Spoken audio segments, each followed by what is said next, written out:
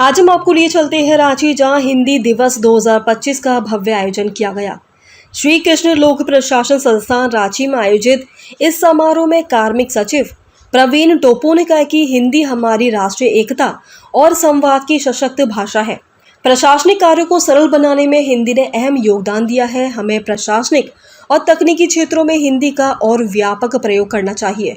इस अवसर पर साहित्यिक अकेडमी युवा पुरस्कार से सम्मानित लेखिका और हिंदी विभाग की सहायक प्राध्यापक डॉक्टर पार्वती तिर्की ने भी संबोधित करते हुए कहा कि हिंदी केवल संवाद का माध्यम नहीं बल्कि हमारी सांस्कृतिक और साहित्यिक धरोहर है, जिसे नई पीढ़ी तक पहुंचाना हम सबकी जिम्मेदारी है। समारोह में वक्ताओं ने business management, medical engineering, e governance और डिजिटल प्लेटफॉर्म पर हिंदी को और बढ़ावा देने पर जोर दिया। इस मौके पर निबंध और लघु कथा प्रतियोगिता के विजेताओं में भी सम्मानित किया गया। निबंध प्रतियोगिता के विजेता प्रथम जितेंद्र कुमार मुंडा, द्वितीय हर्षिता कुमारी, तृतीय प्रिया कुमारी।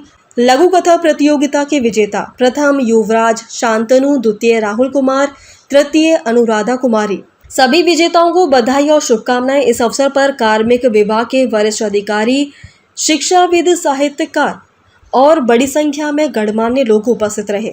आप सभी को हिंदी दिवस की बहुत बहुत ढेर सारी शुभकामनाएं, बधाई। जैसा कि आसिफ जी ने बताया कि हिंदी दिवस हम लोग इसलिए मनाते हैं कि आज के दिन 1949 में हमारी संविधान सभा ने इसे राजभाषा के रूप में। भारत एक बहुत बड़ा ऑफिशियल पॉलिसी है भारत सरकार की कि विभिन्न राज्यों के साथ किस तरह से पत्राचार किए जाए। तो हमारा राज्य चूँकि एक हिंदी भाषी राज्य है, तो हम लोग हिंदी भाषा में भारत सरकार से पत्राचार करते हैं, अन्य बहुत सारे राज्यों से पत्राचार करते हैं।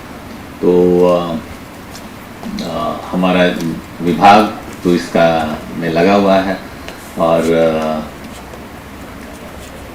इसमें आप सभी लोगों का योगदान चाहिए हमें कि आप लोग किस तरह से हमें इस जर्नी में, इस यात्रा में हमारे सहयोगी हमारे सहभागी बन सकें।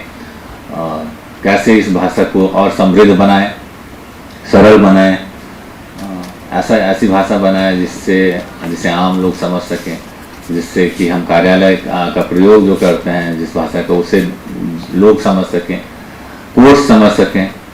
कोर्स में मिस इंटरप्रिटेशन के कोई ये नहीं रहे। जो हम कहना चाहते हैं वही लिखें और जो लिखना चाहते हैं, जो लिखे हैं वही कहें, वही समझें। तो